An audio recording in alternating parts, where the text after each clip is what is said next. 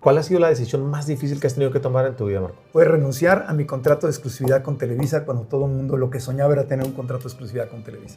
Porque yo era muy feliz. Había hecho festivales de Acapulco, eventos especiales, las fiestas patrias, atinan al precio, el Teletón, 100 mexicanos dijeron. Y de repente, por primera vez en mi vida dije, no quiero estar aquí, quiero renunciar. Es libertad. Y le dije, mi argumento fue, dije, hay gente que ha dado su vida por su libertad. ¿Cómo le exiges a alguien que se rasque con sus uñas cuando no tiene uñas? Los gringos dicen, amárrate tus propias botas. Güey, ¿y si no tengo botas? Y para mí la educación son esas botas. Dice, es que el dinero no es la felicidad. Híjole, cuando no tienes dinero y te llega algo de dinero, sí es la felicidad. Sin embargo, ya llega un punto en que ya más dinero no es felicidad. Incluso te puede empezar a ser infeliz si no tienes un desarrollo integral. O sea, yo había salido de la pobreza, pero la pobreza no había salido de mí. ¿A qué me refiero? A que yo en mi mente seguía siendo pobre, seguía teniendo miedo a no tener dinero. Entonces, aunque yo ya ganaba bien, trabajaba como loco y no le decía no a nada porque tenía pánico a no tener y me empecé a enfermar. Cuando empiezas a ganar en un mes lo que te ganabas en años, dices, no quiero regresar ahí, nunca más. Era pánico a la pobreza. O sea, crecimos trabajando mucho y a mí me dolía ver a mi mamá trabajando tanto. Me dolía mucho.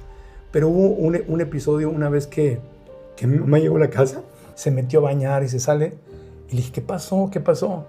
Me dijo, un tipo en un camión, venía el camión solo y se masturbó. Entonces, yo ya por sí traía el sueño de sacarla adelante. Sí. Pero ahí es como ya tenía yo una pinche urgencia. Es decir, yo tengo que sacarla de trabajar. Y se confirmó mi duda. Pues sí me estaba poniendo el cuerno. ¿Qué salió ahí? ¿Qué decía? Era mi jefe. Me puso el cuerno con mi jefe. Un jefe...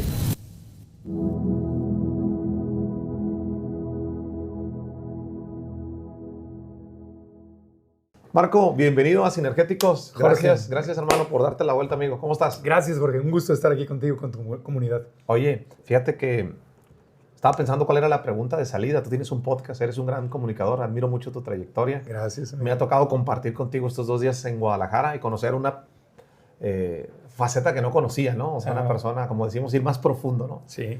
Y entendí un poquito de tu infancia, de lo que piensas, de lo que sientes.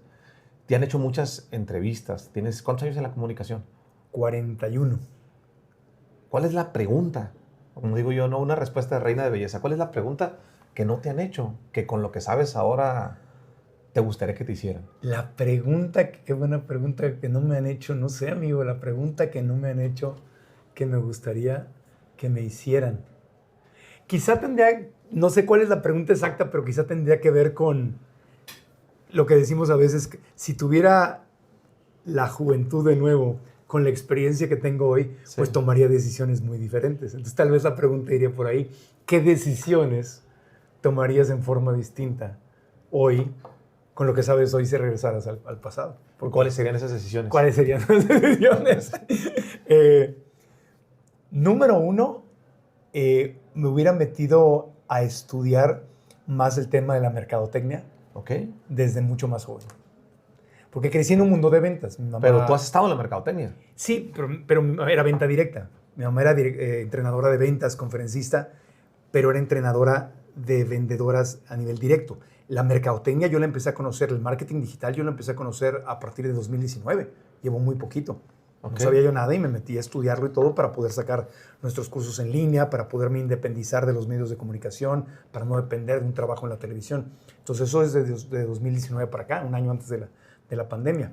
Pero si yo pudiera hablar con el Marco Antonio de 14, 15 años en 1985 en Ciudad Obregón, Sonora, le diría, papá, los medios de comunicación, no puedes depender de un trabajo, okay, no puedes, mi sueño era radio, televisión, yo me entregaba, trataba eso como si fuera mío, o sea, pasaba horas y horas y me desgastaba por cosas que hoy entiendo que no tenían sentido.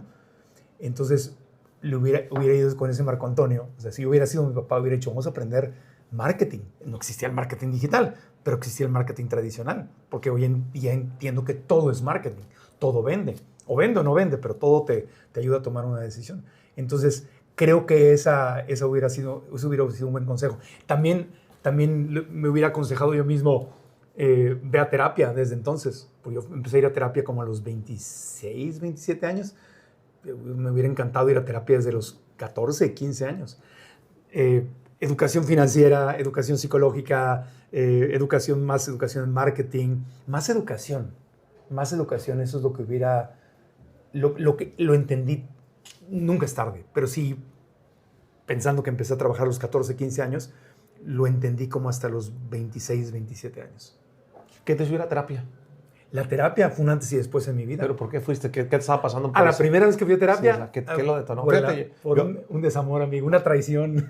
¿Fuiste a terapia porque te rompieron el corazón? ¿En serio? Me lo rompí yo, ¿no? Pero en ese tiempo yo pensé que me lo habían roto. Pero qué sí, profundo lo que acabas de decir. A ver, repítelo porque hay gente que le va a regresar. Pues, para que no le regrese mejor. A ver. Es que nadie te puede romper el corazón, te lo rompes tú solo. Tómala, pónganse su caso, que están lloviendo pedradas. Pues sí, porque ¿quién hace el casting? Yo lo hago. Sí. ¿Quién ve las banderas rojas que ignora? Pues yo. Yo la primera vez que fui a terapia, el doctor Federico Puente, psiquiatra muy bueno, me acuerdo que estaba yo destrozado porque tenía yo una novia que estaba yo perdidamente enamorado de ella. Y ¿te acuerdas que eso nunca lo he contado? Eso me gusta cuando dicen nunca lo he contado. ¿Te acuerdas que existían los SkyTel? Sí. Que no había celulares, o sea, era un mensaje que te llegaba. Entonces te decían, me indica el número de PIN y te mandaban mensajes. Todo. Sí. Yo tenía una novia a la que ahora a veces me quedaba a dormir ahí con ella y todo. Y yo intuía que algo andaba mal, que algo estaba raro. Okay. Porque yo la veía que era muy mentirosa. A todo mundo trabajaba ella también en Televisa. Y yo estaba empezando en Televisa México. Había venido ya de Tijuana y todo. Entonces yo veía que hablaba con todo mundo y sí, claro, mi amor, ay, sí, claro. Y colgaba y es un hijo de la chingada, no sé qué. Yo le veía que era muy hipócrita, que era muy doble cara, pero exagerado doble cara. De, sí, Jorgito, claro, mi amor, sí, lo que tú quieras. Pinche Jorge, lo odio. Entonces yo veía eso y mi intuición me decía, pues así me ha de hacer a mí. Pero ahí estaba yo, me faltaba terapia y me faltaba experiencia. Entonces yo sabía que algo andaba mal, pero un día, para no hacerte largo el cuento, estaba ella bañando, yo salí de bañar, yo en su departamento, salí de bañarme, se metió ella a bañar y empezó a sonar SkyTel y veo, y se confirmó mi duda, pues sí me estaba poniendo el cuerno. ¿Qué salió ahí? ¿Qué decía? No me acuerdo qué decía, pero era mi jefe. Me puso el cuerno con mi jefe, un ejecutivo alto de Televisa, que también era mi jefe y era jefe de ella. Ahí me di cuenta y me sentí, o sea, horrible. Gracias a eso conocí por primera vez en mi vida lo que eran las noches sin dormir, porque me sentí devaluado, traicionado, frustrado, porque aparte yo no podía hacer nada. Estaba yo muy apegado físicamente a ella, o sea, había una química muy fuerte y entendí lo que es saber que no tengo que estar ahí, pero estaba yo tóxico, necesitar físicamente a una persona, estaba yo muy enfermito. Entonces lloraba y pasaba noches sin dormir y no podía ni comer y la estaba pasando horrible y en mi familia me dijeron, oye, va a ver al doctor Puente, necesitas a un buen psiquiatra, Marco Antonio, porque estaba yo mal, o sea, sollozaba, me agarraban las lágrimas, así, de no poder respirar. Tenía yo 23, 24 ¿Y la confrontaste yo? ¿Qué le dijiste? No, sí la confronté, pues obviamente un drama, lloré, me lo negó todo, no, estás loco, nada que ver, o sea, ella era de las que no, nunca me lo aceptó ya. Y tronamos, acabamos tronando. Entonces empecé a ir a terapia y con el doctor me preguntó, me acuerdo que de sus primeras preguntas era, oye, a ver, ¿y esto que te pasó con esta chica te había pasado antes? ¿Te habías entregado a alguien incondicionalmente que después te rompiera el corazón? Le dije, sí, doctor. Y le empecé a contar historias. Y, mira, ya te había pasado. O sea, que esto ha pasado varias veces. Sí. Y me acuerdo que me dijo, a ver, voy a inventar nombres. ¿Qué tenía María y Esther y Juanita? ¿Qué tienen todas estas chicas en común? Y yo, pues que son malas mujeres, doctor. Son malas mujeres. Me dijo, no, Marquito, con todo respeto y cariño, lo que tienen en común eres tú. Y luego me dijo algo peor. Me dijo, ¿te puedo decir algo con todo el cariño, con todo el respeto? Sí, doctor, dígame. Me dijo, mira, para que haya un cabrón, tiene que haber un pendejo. Y aquí el pendejo eres tú. ¿Y seguiste yendo con él o cambiaste? No, seguí con él como 3 años. Eso lo cuento mucho en las conferencias, porque estaba yo en víctima. Sí. no tenía yo responsabilidad. Mi nivel de... Siempre me gusta hablar a mí como de los niveles de responsabilidad que aprendí cuando hice mi maestría en psicología espiritual, cuando me certifiqué en psicología espiritual. Pues hay nivel 0 de responsabilidad, hay nivel 1 de responsabilidad, hay nivel 2 y hay nivel 3. Y yo estaba en nivel 0. Nivel 0 de responsabilidad es cuando la vida te sucede. Entonces, cuando yo respondo, pues, ¿por qué te pasó esto? Pues porque ella es una mala mujer. No. O sea, ahí no tenía yo nada de responsabilidad. Luego entonces yo repetí el formato. O sea, no sabía que no sabía. Entonces yo no había tomado responsabilidad en que estaba yo haciendo mal el casting. Entonces cuando dije al doctor, a ver, explícame, dijo, pues sí, pues así es la vida. Hay gente que anda con su banderita que dice, soy un pendejo. Y así andas tú, me dice. Porque llegas, te entregas, te crees lo que te dicen, no verificas nada, das todo. No verificas, nada más te abres y te vas como el borras así de frente, no verificas nada. Y pues sí me di cuenta que así era yo. ¿De qué me enamoraba? Pues de los ojitos bonitos, de unas piernas bonitas, de que era muy guapa y todo. Era un tonto, o sea, un chavito inmaduro. Y entonces pues me acababa estrellando y me pasó varias veces. Entonces ya cuando yo empecé a madurar, a tomar responsabilidad y a entender... a no creer lo que me decían, que era tan sencillo como eso, pues empecé. Y me dijo el doctor, mira, la buena noticia es que cuando tú cambies, tu experiencia del mundo va a cambiar. Y así fue. Dijo, vamos a trabajar poquito a poco en tus creencias limitantes, en lo que has aprendido sobre el amor, la vida, las mujeres, la pareja y todo. Y pues sí, mágico. Cuando yo empecé a cambiar, mi experiencia del mundo cambió. Y pues guardé mi banderita. Ya salí yo no. Y ya no la saco, creo yo. Pero por eso siempre hablo de la terapia. Siempre digo que hoy en día algo que me parece muy sexy es una persona que ha ido a terapia. Y no me refiero solamente a una mujer que me atraiga, a una pareja, sino a un socio de negocios, a un colaborador, a un compañero, un amigo. Es muy sexy, es muy atractivo ir a terapia. Entonces, lo digo de broma. Digo, si voy a un date y le digo, ¿qué hiciste esta semana? Y me dice, no, fui a terapia. Y yo, ay, chiquita. O sea, como, qué cosa, ¿no? O sea, me empiezo a alborotar. Sí. Porque me resulta muy atractiva la salud mental, porque ya pasé tantos infiernitos que yo mismo creaba o co-creaba, porque yo también era bien tóxico, ya viví eso, ya sé que no lo quiero vivir. Y cuando habla alguien que ha trabajado en sí mismo, que me dice que va a terapia, que medita, que ha hecho trabajo interno, que ha tomado responsabilidad, que es responsable de sus decisiones, entonces yo nada más pienso, ¿cuántos pleitos y discusiones me voy a ahorrar? ¿Cuántos problemas no voy a vivir? ¿Cuántas cosas desagradables no van a existir? Porque estoy con una persona tan inteligente y tan valiente que ya trabajó en su transformación personal, ya fue hacia adentro, ya no está buscando la felicidad afuera, sino que ya sabe que el trabajo es hacia adentro. Y como yo también llevo años metido en ese camino, pues decía un amigo, una tortuga reconoce otra tortuga, ¿no? Sí. Mi perro reconoce otro perro. Pues entonces los que ya hemos ido a terapia y hemos trabajado en nosotros, pues nos reconocemos y nos identificamos y nos atraemos. ¿Por qué crees que la gente no va a terapia? Fíjate que yo hago mucho esa pregunta en las conferencias y es interesante la estadística. En, no sé, 5 países, en diferentes estados, siempre la hago. ¿Y qué te dicen? Levanta la mano quien ha ido a terapia. Levanta la mano la mitad de la gente. Levanta la mano quien nunca ha ido a terapia. La mitad. Hay gente de 50, 60 años que no va a terapia. Mucha gente no va a terapia. ¿Por qué? Yo creo que en el pasado se creía que la terapia era para locos. Yo recuerdo hace mucho con alguna otra pareja que tuve que le decía, vamos a terapia, porque yo iba a terapia, ¿no? Y me decía, no, Marco, eso, la gente va a terapia cuando llevan 10 años juntos y ya están a punto de divorciarse. Sí. No, espérate, al contrario. Vas a terapia para no divorciarte.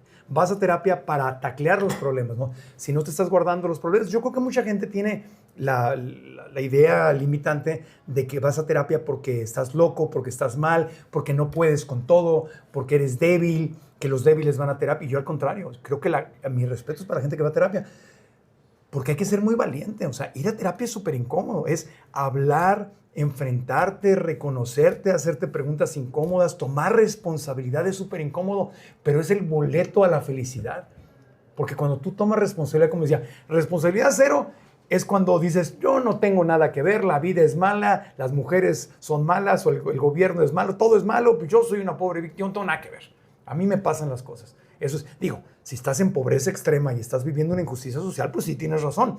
Hay víctimas de la injusticia social y no todos tenemos las mismas oportunidades. Pero excepto que estés en esa situación, o sea, nivel 0 es decir, yo no tengo nada que ver. Nivel 1, lo digo de broma siempre en las conferencias, cuando empiezas a sospechar así como que, ¿será que yo tengo algo que ver? ¿Será que yo estoy eligiendo mal a la gente? ¿Será que este socio que me traicionó y me robó dinero, será que no verifiqué? ¿Será que le di demasiada confianza demasiado rápido? ¿No? Entonces, cuando te haces la pregunta ya es nivel 1. Nivel 2 es cuando ya sabes y te das cuenta y sabes que yo soy corresponsable de todo lo que está sucediendo. Y cuando tienes un problema dices, a ver, ¿qué estoy haciendo yo mal? Ya no estás buscando qué están haciendo los demás mal solamente, o sea, puedes arreglar. Sí, ¿y yo qué estoy haciendo mal? ¿Yo qué puedo cambiar? Ya nivel 3 sería, tengo la certeza absoluta de que lo que yo hago tiene el máximo nivel de repercusión en mi vida. Luego entonces soy brutalmente honesto conmigo y cuando me dan retroalimentación incómoda, pues tengo que hacer un compromiso para hacer cambios en mi vida, por más incómoda que sea. Pero luego de ahí viene un descanso. Pues no sé, seguramente te ha pasado. Cuando tú aceptas y dices, lo estoy haciendo mal, prometo que voy a trabajar en eso. Lo puedo hacer, lo puedo hacer, voy a trabajar en eso. Ya, y entonces ya no es tan incómodo, empiezas a vivir en otra realidad. ¿Cuál ha sido la decisión más difícil que has tenido que tomar en tu vida, Marco? La decisión más difícil que he tenido que tomar en mi vida fue renunciar a mi contrato de exclusividad con Televisa cuando todo el mundo lo que soñaba era tener un contrato de exclusividad con Televisa. Eso fue. ¿Por qué lo hiciste? Porque me di cuenta que para mí era más importante mi libertad que mi seguridad. Ahí estaba la clave. Me acuerdo que estábamos en un taller con Robert Kiyosaki en Arizona y así cerró el taller. Fueron 3 días, un taller carísimo. Sí.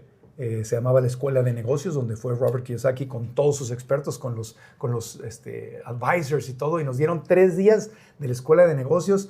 Empezábamos a las 8 de la mañana y terminábamos a las 2 de la mañana, 2 días, y el tercer día sí terminamos con las 6 de la tarde. Y era así como que era taller en serio. Y decía Kiyosaki, y el que no pueda, váyase de aquí porque no quiero losers, porque la vida, si esto les parece difícil, no pueden con este taller, la vida allá afuera es más difícil. Y si no puedes con este taller, entonces menos vas a poder con la vida, ¿no? Yo, sí. Y me acuerdo que cuando cerró el taller... ¿Y cómo llegaste a ese taller si estabas en Televisa? ¿Qué andabas haciendo?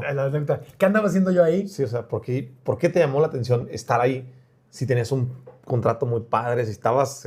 Sí. ¿Por qué? Muy buena pregunta. La razón por la que yo llegué a un taller de Robert Kiyosaki fue porque me corrieron de un programa de televisión. Okay. Fue la primera y única vez en la vida en donde me han corrido de un programa de televisión. Estábamos haciendo 100 mexicanos, dijeron, y le iba muy bien, llevábamos un par de años de programa muy bien, y de repente se había registrado Raúl Velasco, que tenía siempre un domingo, habían creado un programa dominical con el Coque Muñiz que se llamaba El Fin de Semana, que iba muy bien, pero de repente un productor ahí de Televisa les vendió la idea a los ejecutivos de crear un nuevo programa que se pareciera más así. El Coque estaba muy bien, al fin de semana lo hacía Guillermo, iba muy bien, no tenían, pero les vendieron la idea de vamos a hacer otro programa más al estilo siempre en domingo.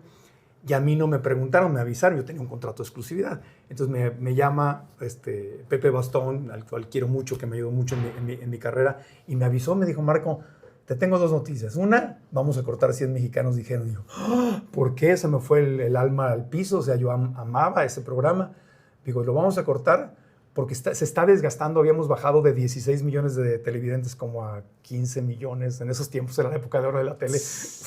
Wow. Entonces, dijo, y él me lo vendió como algo muy bueno, yo era como el elegido de este gran proyecto, vamos a relanzar el concepto de los domingos. Dije, pero el Coque, no, sí, está muy bien, pero vamos a hacer algo más grande, se va a llamar así el programa, lo va a producir este productor.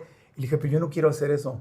Dije, no, yo estoy feliz con mi programa. Me dijo, Marco, pues no te estoy preguntando. Haz exclusivo y te chingo. Pero me lo dijo de buena onda, o sea, porque él me estaba dando un premio. Total que, historia larga corta, me meten a hacer este programa. Yo no me entiendo con el productor. Teníamos filosofías de hacer televisión completamente diferentes. Yo venía a trabajar con Raúl Velasco, con don Enrique Segoviano, que era televisión sana, familiar. Y este productor tenía un tono amarillista. Era amarillo, era amarillo-rojo, ¿no? Le gustaba... O sea, una cosa es llorar en cámaras, porque como te ha pasado aquí en tu podcast, que de repente te conectas y lloras. Y otra cosa es que me digas antes de grabar el podcast, oye, Marco, necesito que llores, ¿no? Sí. O te voy a hacer una pregunta para que llores, o que con tu equipo digas, voy a hacer esta pregunta para que Marco se quiebre. Bueno, es lo que hacía este productor. Y entonces él me decía antes de salir al aire, me acuerdo un día venía Alberto Vázquez y me dijo el productor, me dijo, viene Alberto Vázquez a cantar, dice, viene y la mujer está enferma. Ese fue el punto, la gota que derramó el vaso. La mujer está enferma de cáncer en Acapulco y el tipo viene a cantar acá. Entonces va a cantar la primera canción, tú entras a entrevistarlo y cuando lo entrevistes le vas a agradecer que vino a cantar y que es su mujer. Y le vas a preguntar por la mujer y cuando le empiezas a preguntar, la orquesta que está en vivo va a empezar a tocar una música suave. Yo quiero que, así me dijo, yo quiero que el tipo se quiebre. Quiero que lo hagas llorar. Y no le cambies la pregunta y tú pregúntale hasta que llore. Y yo le dije, yo no voy a hacer eso. Y salió la frasecita otra vez, no te estoy preguntando, te estoy diciendo lo que vas a hacer. Y yo que pues no soy perita en dulce ni dejadito, le dije, a mí no me dicen qué hacer. A mí nunca me han dicho qué hacer. No lo voy a hacer, pero no te estoy... Y entonces me acusó de que yo, así tal cual me dijo que era yo un traidor, que estaba yo saboteando a la empresa. No lo hice y no lloró. Es más, si no me lo hubiera dicho y hubiéramos salido ahí, naturalmente a lo mejor yo me hubiera conectado con él y le hubiera agradecido. Sí. Y naturalmente pero yo me sentí... Entonces no lo hice y empezaron los problemas y todo y acá nos acabaron corriendo los dos del programa. Cuando nos corren del programa... Ahora sí llegas al... Estaba yo viviendo en Miami y venía yo a hacer el programa en México. Recuerdo que por primera vez en mi carrera sentí ganas de renunciar. Porque yo era muy feliz, había hecho festivales Acapulco, eventos especiales, las fiestas patrias, atinan al precio, el Teletón, 100 mexicanos dijeron. Y de repente, por primera vez en mi vida dije, no quiero estar aquí, quiero renunciar. Pero no podía renunciar por dos razones. Una, tenía un contrato y dos, necesitaba el dinero. Oye familia, aparezco otra vez yo aquí para decirte que estamos nominados dentro de Spotify en los Spotify Awards. Gracias por escuchar el podcast a lo largo de estos años. Es una distinción muy bonita. Ya nos sentimos ganadores por participar. Quiero pedirte un favor. Si tú escuchas el podcast y te gusta el contenido, te voy a dejar aquí un código QR y la descripción abajo para que le des clic y vayas a votar. Se puede votar todos los días, desde el 20 de abril hasta el 4 de mayo. Los usuarios premium van a votar 3 veces. Un usuario free en Spotify vota una vez al día. Acuérdate que compartir es bueno. No votes por mí, no votes por el podcast, vota por el mensaje. Hagamos que el mensaje sea más grande, porque compartir es bueno. Sigue disfrutando el episodio. Porque tenía un estilo de vida que yo había creado con base en ese ingreso. Manteniendo a mi mamá, manteniéndome yo, viviendo bien. Entonces no podía renunciar y me acuerdo que me fui muy triste en el avión. Porque aparte, como nos corrieron a los dos, no me sentí protegido, me sentí traicionado por la empresa.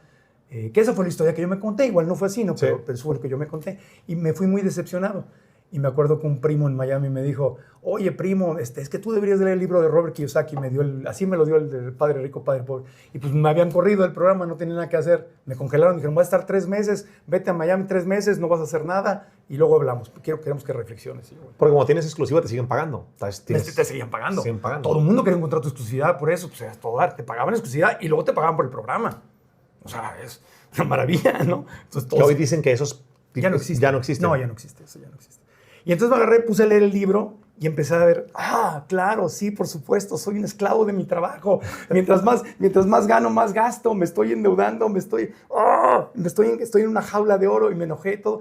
Y agarré y me compré el segundo, me leí el libro de Kiyosaki en 3 días, compré el segundo, compré el tercero, me metí a buscar en línea y vi que había un evento, así encontré algún evento que iba a ser en Arizona, había lista de espera, me inscribí, $5,000 el evento, me lancé a Arizona, fui 3 días con él y habló de la mentalidad, de la diferencia entre la mentalidad de empleado y la mentalidad de un emprendedor, y se habló de bienes raíces y de contabilidad y de 20,000 cosas, y yo, se cuenta que me volaron el cerebro, fue una cosa en mi vida. Y dije, ¿qué hago yo? Y al final de ese taller, regresamos a ese momento, al final de ese taller agarró y dijo, la mayoría de ustedes, así es que Kiyosaki, ¿no? Está bien loco. Duro. Digo, la mayoría de ustedes vinieron aquí. Digo, cuenten. Cada uno pagó $5,000 por estar aquí. Cuenten cuántos hay ahí. Habíamos como 500 personas, ¿no? ¿Saben cuánto dinero gané yo? Tanto dinero. Y me compraron libros y mis productos. Pues todo el mundo andamos con las bolsas llenas de productos, videos. En ese tiempo no había nada en línea. Todos aquí vinieron y la mayoría de ustedes se gastaron otros $1,000 en productos mínimo. ¿Y saben qué va a hacer la mayoría de ustedes con todo esto? Nada. Porque la mayoría de ustedes son unos losers. son unos perdedores, porque la mayor parte de la gente viene a gastar dinero a estos eventos y a hacer rico a gente como yo y no hacen nada con la información que les enseño, porque nada más quieren presumir que estuvieron aquí, porque pocos tienen el valor de cambiar y bla, bla, bla, bla, bla, bla, bla. Y yo, a mí mientras más me castiga, yo más me crezco. Sí. Yo soy el 1% que se iba a cambiar. Y me acuerdo que cerró y dijo, la mayoría de ustedes les importa más su seguridad que su libertad. Los únicos que van a cambiar son los que están seguros que su libertad es más importante que su seguridad. Esos son los que van a hacer un cambio en su vida. Y me acuerdo que salí de ahí y dije, ya sabes, yo, el niño, sí, la oveja negra, el rebelde de siempre, y yo soy el 1%, claro que a mí. Y me quedé reflexionando mucho en esa frase. Y dije, sí es cierto, me encanta la exclusividad, me encanta ser el talento exclusivo de Televisa, me encantaba, excepto ese programa, me encantaba todo, sí, me iba muy bien. Pero dije, no quiero tener la obligación, quiero tener la capacidad de elegir lo que hago. Entonces hice un plan.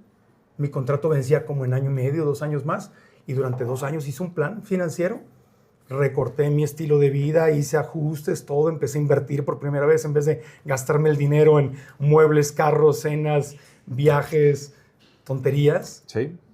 Entonces empecé a hacer un plan y la decisión, volviendo a tu pregunta inicial, la decisión más difícil que tomé fue cuando llegó como 6 meses antes de mi renovación de exclusividad, en tiempos donde todo el mundo tenía exclusividad, les dije, no quiero renovar mi exclusividad. ¿Cómo? ¿Por qué? ¿Qué te pasa? ¿Te vas a ir a TV Azteca? No sé qué te están... No es nada. Y pasaron meses y no la quiero renovar. Sí. No la quiero renovar. Quiero trabajar freelance, pero eso no existía en Televisa. Si estabas al aire, tenías que tener exclusividad. Y entonces pasaron meses y meses y hablé con diferentes ejecutivos hasta que hablé con el mismo Pepe Bastón, al que yo quería mucho. Y me dijo, a ver, gallo, ¿qué te pasa? O sea, ¿cómo? Porque te daban un bono por firma, te compraban una casa. No, estaba súper bien pagado. Una época dorada. La época de oro de la televisión mexicana. Yo había venido un contrato de 7 años. Yo había estado ya firmado 7 años. Entonces, era simplemente renovar. Me dijo, ¿qué pasa? ¿Qué es lo que te molesta? Y le dije, pues si quieres te digo la verdad. Pasó esto, lo del programa, pasó. Y le dije, simplemente, le dije, te voy a salir más barato. Dije, te doy mi palabra que voy a ser exclusivo, pero nada más me tienes que pagar por los programas, no me tienes que dar una mensualidad. Dice, ¿y por qué? Dije, pues porque nada más quiero que me preguntes si quiero o no quiero hacer un programa. No quiero que me vuelvas a imponer un programa de televisión que no me guste. Quiero tener la capacidad de decidir. Y 2, no quiero pedirte permiso para respirar. Porque me invitaban a cualquier cosa. Ahí yo tenía que pedir permiso, así para una fecha. O sea, mi calendario era de Televisa. O sea, tenías que pedir permiso. Si te ofrecían un contrato, una campaña publicitaria, un evento, una conferencia, lo que fuera, en ese tiempo no daba conferencias. Pero cualquier cosa que te ofrecían, tú tenías que ir con tu contrato antes de la firma y entregárselos a ellos para que lo revisaran y te lo aprobaran. Nunca me rechazaron ninguno, sí, pero era una regla. Entonces yo quería libertad. Yo quería decidir qué se hacía y qué no hacía. Es libertad. Y le dije, mi argumento fue, hay gente que ha dado su vida por su libertad. Hay revoluciones de países, o de independencias, que la gente ha dado su vida por su libertad. Yo quiero ser libre y quiero... en ese tiempo tenían una cosa que se llamaba esmas.com y no te dejaban tener tu página de internet. Ándale. Y yo había registrado marcoantonioregil.com cuando nadie, ningún talento tenía su propio. Y no me dejaban hacer eso. Y le dije, por ejemplo, ¿y para qué quieres tu propio sitio de internet? Le dije, pues no sé para qué lo quiero, pero sé que para allá va el futuro y lo quiero. Y con el contrato no puedo tenerlo. Tengo que estar en esmas.com /MarcoAntonioRegil, como estaba todo el talento. Le dije, quiero libertad, quiero que me preguntes y quiero elegir. Y esa fue la decisión más difícil de mi vida. Decirle que no a un contrato de exclusividad muy bien pagado y renunciar a la seguridad y jugármela. Amigo, para ponernos en contexto, yo no lo conocí, me imagino que he leído algunas historias, he escuchado algunos podcasts tuyos donde hablas del tema. Para dar contexto a la gente, sí. ¿Quién era Raúl Velasco? No, bueno, Raúl Velasco... Para toda la gente que hoy no lo conoce, ¿quién era? Raúl Velasco fue el productor de televisión de entretenimiento más exitoso en la historia de la televisión mexicana y la televisión iberoamericana. O sea, Raúl Velasco creó la carrera de Julio Iglesias, de Camilo Sesto, de Manuel, de Lupita D'Alessio, de todos, o sea, de Enrique Iglesias, de los más modernos, ¿no? O sea, Raúl Velasco producía No Solo Siempre en Domingo, que era un programa que duraba horas en la televisión, horas todos los domingos. Hacía el Festival de la Canción Ranchera, el Festival OTI, Juguemos a Cantar, Estrellas de los 80, que después fue Estrellas de los 90, fue el que lanzó a Rebeca de Alba, Alicia Echeverría, era el rey Midas de la música, Pandora, o sea, Raúl Velasco era el rey Midas del entretenimiento y de la música y de los conductores de televisión de entretenimiento. ¿Por qué creó tanta gente? Pues porque tenía un ojo clínico increíble. Era un gran hombre de negocios, tenía un ojo clínico increíble. Festivales, iba a España, a Sudamérica, lo recibían en estadios de pie, aplaudiéndole. O sea, era el rey Midas de la televisión de entretenimiento, de la música principalmente. ¿Qué dirías que tenía más? ¿Talento? ¿Trabajo, constancia, perseverancia? No, pues era un visionario, era un hombre, era un excelente conductor, era periodista, era un muy buen conductor, le sabía mucho a cómo hablarle al pueblo, a la gente, hablaba en forma muy sencilla, y todo, pero lo que era mucho más importante de lo que hacía en televisión es que pues, tenía un colmillazo de negocios y tenía un súper equipo. Entonces era maravilloso. Imagínate, iban a Acapulco y el Festival de Acapulco se creó para promover el mes más...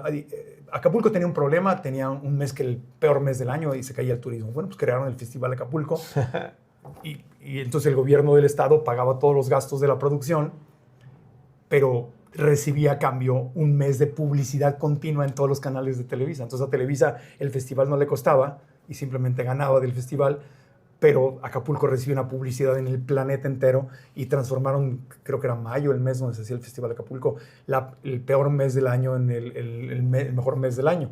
Entonces, eso era lo que hacían, tenía la fórmula. Yo recuerdo que cuando era niño se ponía el programa siempre en domingo. Todas las familias de México lo veían, se sentaban el domingo y duraba varias horas. Hay una analogía, tú que vienes de esa época,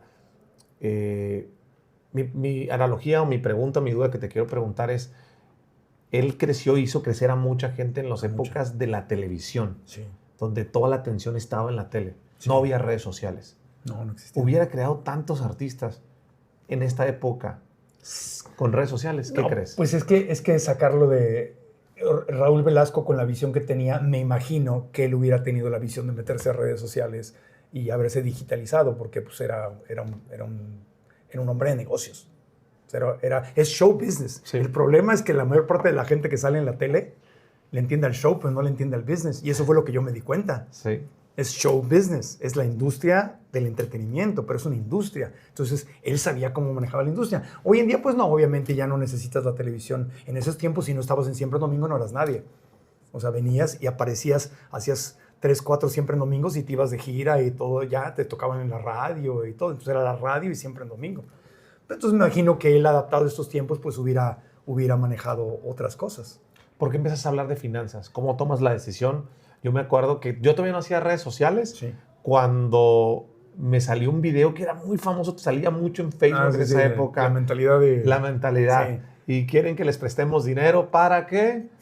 ¿Te acuerdas? O sea, y la gente contestaba, es buenísimo ese. Sí, que ese video lo editaron, agarraron una partecita. ¿Dónde estabas ahí? ¿Con un pizarrón? Era la conferencia magistral de la Semana PYME del gobierno federal, donde estábamos hablando a pequeños y medianos empresarios. Entonces era una conferencia donde hablábamos de la mentalidad, de que el dinero se hacía en la mente. Sí. ¿Me explico? Entonces hablábamos de que pues cuando no tienes educación, una persona rica, ¿en qué piensa? En hacer lo que haces tú. O sea, creas un negocio, eres inversionista profesional y usas los recursos de otros, tiempo, dinero, espacio, ideas de otros, ¿no? Entonces es una mentalidad. Y cuando es que hoy lo digo diferente porque creo que es una injusticia social el que no haya educación financiera. Pero cuando creces en la pobreza, pues ¿en qué piensas? No piensas en ventas, liderazgo, equipo, recursos de otros, apalancamiento. Ni siquiera entiendes esas palabras. ¿En qué piensas? Pues que el gobierno me saque adelante, que el día que el gobierno mejore, pues yo voy a mejorar. Sí. Mi familia me va a prestar cuando yo lo necesite y ojalá algún día me gane la lotería. Pues yo lo hice, yo era esa persona. A mí me pasaba, yo tuve épocas de crisis horribles donde ya mi mamá no estaba trabajando, yo tenía 15, 16 años, 17, y yo le estaba sacando adelante y estaba súper endeudado con la tarjeta de crédito y estaba yo atrasado y me llamaban y me cobraban y no tenía a veces dinero suficiente para pagar la renta y todo, y me acuerdo que le rezaba a Dios. Tenía mi tarjeta de crédito de Banamex, y me acuerdo que Banamex sacó una promoción de cuenta cancelada, y yo me acuerdo el tiempo que rezaba pidiéndole a Dios que me ganara yo la rifa de la deuda cancelada. Entonces, cuando aprendí eso de Kiyosaki, dije, sí es cierto. O sea, tristemente, cuando creces en la pobreza, no te dan educación financiera y te enseñan a pedir milagros en vez de a construir un milagro. Yo hoy lo digo diferente. Hoy creo que eso es injusticia social. Hoy creo que evidentemente cuando una persona crece sin esa educación, hay muchas otras cosas, pero si crece sin esa educación, ¿cómo le exiges a alguien que se rasque con sus uñas cuando no tiene uñas? Los gringos dicen, amárrate tus propias botas. Güey, ¿y si no tengo botas? Y para mí la educación son esas botas. Entonces ahí yo resoné mucho con Kiyosaki, porque él decía, cuando no tienes dinero y cuando no sabes cómo crear dinero y te llega poquito dinero, no sabes qué hacer con tu dinero, lo primero que tienes que hacer es invertirlo en tu educación. El no tener educación cuesta muy caro, tú lo sabes, pues tienes el doctorado en educación y crees en educación igual que yo, y aquí estamos. Y por eso nos apasiona tanto. Por eso la magia de las redes sociales y el internet, que han democratizado la educación. Porque en el pasado yo pagué $5,000 para ir a ver a Kiyosaki. Hoy y no. de forma presencial. Y presencial. Y no pude más vuelo, más todo. Y lo que alcancé en las notas, no lo tengo grabado. Hoy en día no necesitas gastarte $5,000 para ver a Kiyosaki. O sea, lo ves, ahí está lleno el internet de entrevistas de él y de Warren Buffett y tuyas y de Maurice Dieck y de 20,000 otras personas que hablan de finanzas. Y hoy tienes la educación democratizada y gratuita. Ahora, ya si quieres especializar, pues te metes un curso, pero ya se democratizó mucho. Entonces, eso me parece maravilloso. Con lo que has aprendido ahora y todo esto que hemos compartido, ¿cómo le dirías a la gente que es la mejor manera de crecer tus ingresos, de ganar más, pero aumentando tu paz mental? La mejor forma de crecer mis ingresos y aumentar mi paz mental, creo que es entender que el trabajo más importante es hacia adentro. Porque si solamente tienes desarrollo financiero, estás cojo. Sí. Entonces, obviamente, y no me lo tienen que contar, yo lo viví. Dicen, es que el dinero no es la felicidad. Híjole, cuando no tienes dinero y te llega algo de dinero, sí es la felicidad. Obviamente sí es la felicidad. Cuando yo no tenía para pagarle las medicinas a mi mamá, o no teníamos para pagar la renta, o no tenía yo para comprarme un auto, o no tenía yo lo básico, claro que el dinero es la felicidad. Sin embargo, una vez que empiezas a tener lo básico, y eso no lo digo yo, ya están los estudios en el mundo entero de las universidades que lo dicen, una vez que tienes lo básico, ya más dinero ya no te da. Ya no hay más felicidad en un punto. Ya no te da más felicidad. Llega un punto en que ya más dinero no es felicidad. Incluso te puede empezar a ser infeliz si no tienes un desarrollo integral. Entonces, hay que ser sofisticado. Así como nos empezamos a sofisticar para trabajar, para vender, para hacer mercadotecnia, para crear, para solucionar, para servir primero, para hacer sinergia y para ayudarnos y crear bienestar financiero. Hay que crear bienestar emocional, hay que crear bienestar psicológico, hay que crear bienestar físico, hay que comer mejor, dormir mejor, porque si no, entonces te vuelves un workaholic y acabas enfermo. No me lo platicaron, también lo viví. O sea, yo en el 97, 98 que estábamos haciendo tienda al precio y andaba ayudando autos ajenos, me acuerdo que tenía yo gastritis, colitis y esofagitis. Porque la pobreza había salido, yo había salido de la pobreza, pero la pobreza no había salido de mí. ¿A qué me refiero? A que yo en mi mente seguía siendo pobre, seguía teniendo miedo a no tener dinero. Sí. Entonces, aunque yo ya ganaba bien, trabajaba como loco y no le decía no a nada, porque tenía pánico a no tener. Y quienes hemos vivido el pánico a no tener dinero a fin de mes, es una angustia que solo el que la ha vivido le entiende. Sí. Es como... Híjole, no se puede explicar. Si la has vivido, la entiendes perfectamente bien. Si no, pues ojalá que no la vivas, porque no se la desea a nadie. Pero te queda un trauma psicológico y un trauma físico. Entonces yo no decía que no a nada. A donde fuera, sí. Y me empecé a enfermar. Entonces no tenía paz mental, no tenía salud física, estaba súper enfermo y trabajando como loco. Amigo, me acuerdo que me dieron hemorroides. Porque estaba yo parado, pasaba horas y horas parado trabajando. Y me acuerdo que me dijo el doctor, te tengo que operar, porque tuve 2 emergencias de ir en la noche al médico, al hospital de emergencia, que me cortaran, me quitaran el coágulo. de donde saben que salen las hemorroides. ¿De las hemorroides? Sí, 2 veces, porque me dijo, te tengo que operar y no me operé, y 2 veces tuve emergencia. Me operé en una Semana Santa, nos dieron una semana de vacaciones en Semana Santa, y me dijo el doctor, vas a necesitar 2 semanas de reposo. Yo tenía tanto pánico a perder Atínale al precio que no le dije ni al productor ni a Televisa. Fui y me operé el viernes que salimos de Semana Santa, el sábado me operé, me recuperé, estuve una semana y me salí del hospital a fuerza. Y el doctor me dijo, no te estoy dando de alta, no te puedes ir, tienes que quedarte. Le dijo, no, yo voy. Y me fui así ensangrentadito y poniéndome gasas y todo y aguantándome el dolor y con pastillas. Y el doctor se enojó mucho conmigo. Me dijo, Marco Antonio, tienes que... ¿qué tienes en la cabeza? Y así ibas a la televisión. Así grabé y no le dije a nadie. No le dije a nadie. ¿Y no se te notaba? Pues no sé, espero que no. O sea, yo me puse gasas y todo y en los cortes iba al baño y Sí. así. Pero no me imagino, o sea, es una tontería. Sí, no me atreví por miedo a perder lo que tenía. No me atreví a decir, necesito una semana porque tengo un tema médico. No, obviamente no me hubieran corrido, no hubiera pasado nada. Sí hubiera afectado la producción una semana, pero ese es cuando la pobreza... Miedo a la pobreza. El miedo a la pobreza, el Estaba miedo... institucionalizada. Había trabajado tanto, había luchado tanto. Amigo, cuando empiezas a ganar en un mes lo que te ganabas en años, pues está cabrón. No quiero regresar ahí, nunca más. Y me hice workaholic. Y me afectó muchísimo. Era pánico a la pobreza. Pánico. Yo sé de qué hablas. Tú sabes. Y las dos que nos están viendo que han pasado por eso, saben de qué hablamos. Por eso el paso tan difícil, regresando a la otra pregunta, de la decisión más difícil, renunciar a un contrato de exclusividad. Sí. Renunciar a la seguridad que tanto trabajo te costó. Para aventarte al mundo. Para aventarte al mundo y decir, sí, venderte la idea de que yo creo, yo puedo, o sea, la motivación que tienes, todo cree en ti, no, hay que cuando lo haces es cuando te das cuenta. O sea, aventarte, si yo de alguna forma la voy a hacer sin mi cheque mensual, sin mi sagrado chequecito mensual, porque quiero ser más libre. Híjole, tiene que estar fuerte el dolor de no tener la libertad como para aventarte. Entonces, por eso el dolor, no lo digo yo, lo dicen muchos expertos, el dolor puede ser un gran maestro. Sí. No se lo deseo a nadie, no hay que buscarlo. Si lo podemos evitar, qué bueno. Pero cuando se presenta, si lo sabes agarrar bien, el dolor puede ser tu más grande impulso.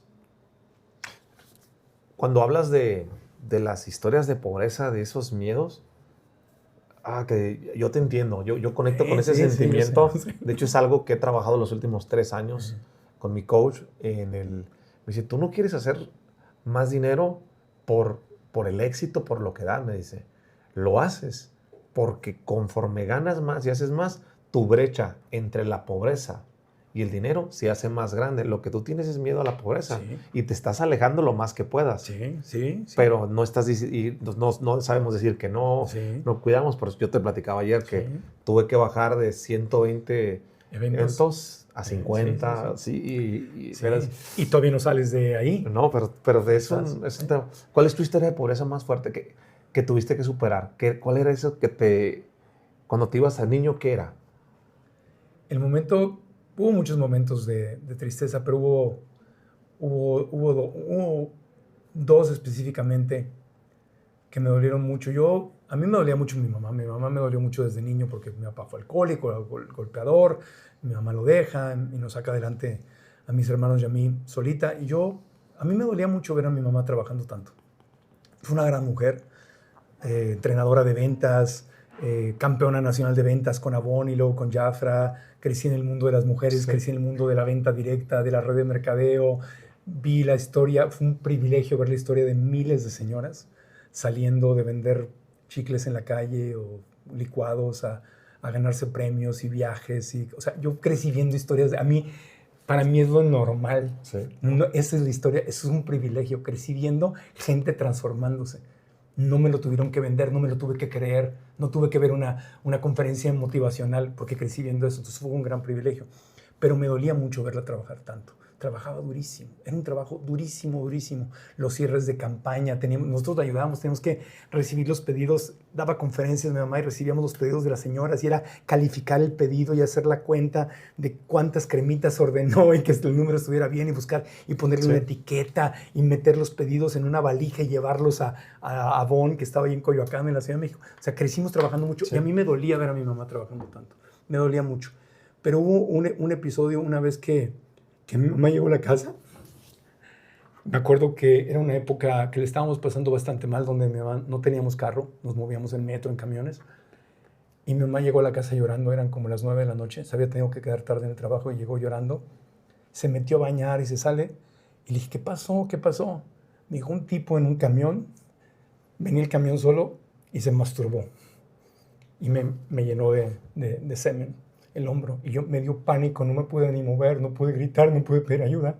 Y no sabía qué me iba a hacer el tipo. Me bajé y cuando por fin se fue del camión, bajé, corrían y llegó. Eso es, decía, no mames. Entonces, yo ya por sí traía el sueño de sacarla adelante. Sí. Pero ahí es como ya tenía yo ahí tenía como 12 o 13 años. Tenía una pinche urgencia. Es decir, yo tengo que sacarla de trabajar. Tengo que sacarla de trabajar. Tengo que, no sé cómo, pero tengo que sacarla de trabajar. Y ese fue mi objetivo número 1. Me dolía mucho ver a mi mamá pasando por esas cosas. Hubo otros momentos que me dolieron, donde no teníamos dinero suficiente para comprar comida, la comida suficiente de la alacena, típico que cualquier persona que haya vivido carencias, pues ha vivido donde no hay comida. O no te alcanza para comprar pan o leche, y me mandaban para la comida corrida y yo traía la comida a la casa y pues no nos alcanzaba para el postre, o teníamos que dividir una orden entre dos, o sea, eso, X. O coman tortillas para que se llenen. Sí, o pan, bolillo, porque no se alcanzaba para el pan de barra, o así, cualquiera de esas cosas. Un refresco, una botella de litro de refresco, era un lujo, o sea, cosas así, o sea, eso. Pero cuando yo veía cosas difíciles que le pasaban a ella, así, fue muy duro. Y la otra fue cuando tuvo un accidente. Vivíamos en Sonora, estaba trabajando mi mamá para Jafra. Sí. Y mi mamá tuvo un accidente, iba ya manejando, ella manejaba todo el Pacífico, entonces tenía que manejar en su carro por todo Sonora y Sinaloa, haciendo juntas de, ya sabes, de las cierres de campaña y con las vendedoras y todo el rollo.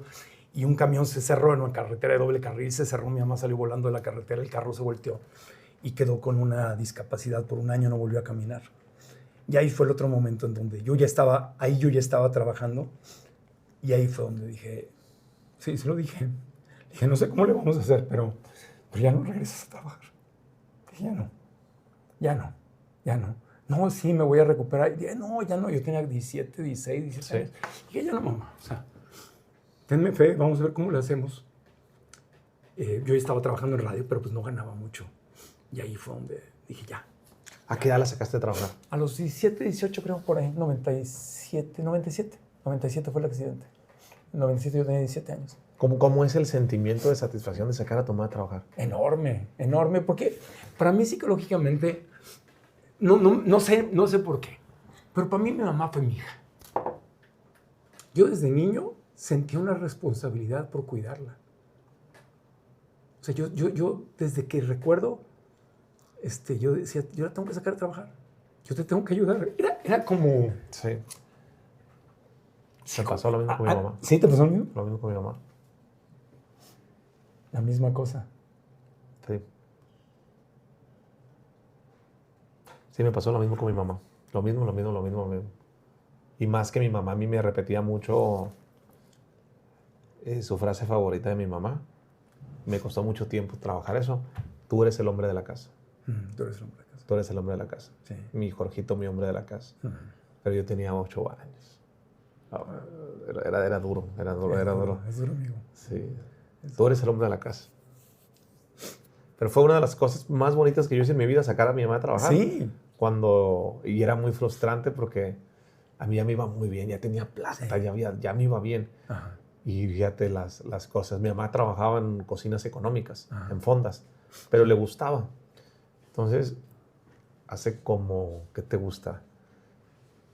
Mi mamá murió el año pasado, pero duró 5 años en que yo la saqué de trabajar. Pero yo 10 años antes ya hubiera podido. Y ella no quería porque le gustaba su trabajo. Le gustaba trabajar. Le gustaba el cotorreo y le gustaba. Y era frustrante para mí el que yo tenía la posibilidad. Sí. Y ella no quería. Ella dijo, yo me voy a salir a trabajar hasta que tengas hijos.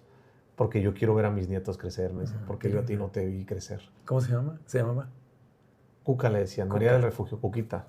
Doña Cuquita. Sí, ya murió mi mamá. Le mandamos amor a Doña Cuquita. ¿Qué significa para ti las empresas de multinivel, man? Las empresas de multinivel para mí son una maravilla.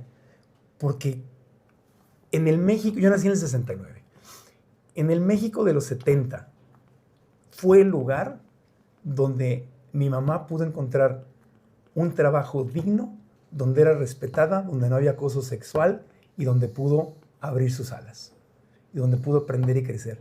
Para mí eran una maravilla. Sí. Porque era el lugar donde las mujeres podían estar seguras en ese tiempo. Tal vez el único lugar donde una mujer podía aspirar, no tiene nada de malo ser secretaria ni cajera, no tiene nada de malo, pero era donde una mujer podía aspirar a ser líder, sí, a vender, a ganarse su viaje, a ganarse su auto, a salir adelante. Entonces yo crecí rodeado de mujeres empoderadas. Una vez tuve un invitado en el podcast que se hizo viral no por buenas razones, pero donde decía que las mujeres poderosas no eran atractivas para los hombres, solamente para los hombres femeninos. Y le dije, ¿en serio? Se hizo viral el segmento porque yo, ¿quién? ¿Cómo? ¿Cuándo? Y yo digo, yo tuve la bendición de crecer rodeado de mujeres poderosas, de mujeres fuertes. A mí sí me atrae, a mí no me intimidan, porque fue lo que vi en las redes de mercadeo. Y entonces hoy, como adulto, que soy conferencista y que estoy metido en eso y voy y doy conferencias o entrenamientos, pues estoy en mi mero mole, porque haz de cuenta que estoy de regreso. De alguna forma, siento como que continué lo que hacía mi mamá y la siento que está dentro de mí y mucho de lo que aprendí. Me decía mi mamá cuando me veía hablar en público, me decía, eres mi cagadita, eres idéntico. Y digo, pues sí, porque así como hablo y me muevo y bromeo y todo, pues se lo aprendí a ella. Yo tenía 5 años y yo le operaba el audio. Digo, yo no entiendo, a esa edad, 5 o 6 años, me entrenó, yo le corrí el audio, el video, las diapositivas, le ayudaba a entregar los folletos, a levantar los pedidos, todo el rollo. Entonces, para mí una red de mercadeo era mi casa. Para mí Avon fue un niño Avon y luego un niño Jafra. Para mí fue el lugar donde crecí, donde me ilusioné, donde vi el tema de hablar en público. Entonces, para mí fue mi escuela.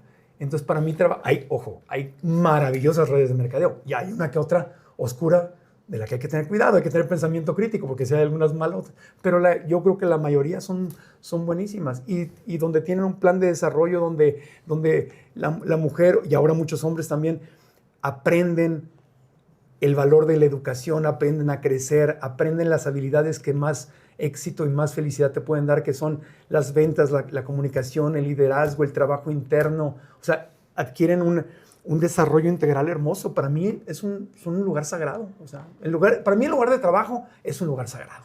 Porque tu lugar de trabajo es donde creces, es donde te desarrollas, es donde aprendes, donde sale lo mejor y lo peor de ti y donde tienes la oportunidad de transformarte. Tu transformación no ocurre el domingo yendo a la iglesia. Digo, si vas, qué bueno. Pero la transformación y donde te pones a prueba es en el lugar de trabajo. Yo por eso siento que el lugar de trabajo hay que tratarlo así, como si fuera la iglesia, como mejor que una iglesia. Es el lugar sagrado. Y para mí las redes de mercadeo, como crecí ahí, pues son un lugar sagrado.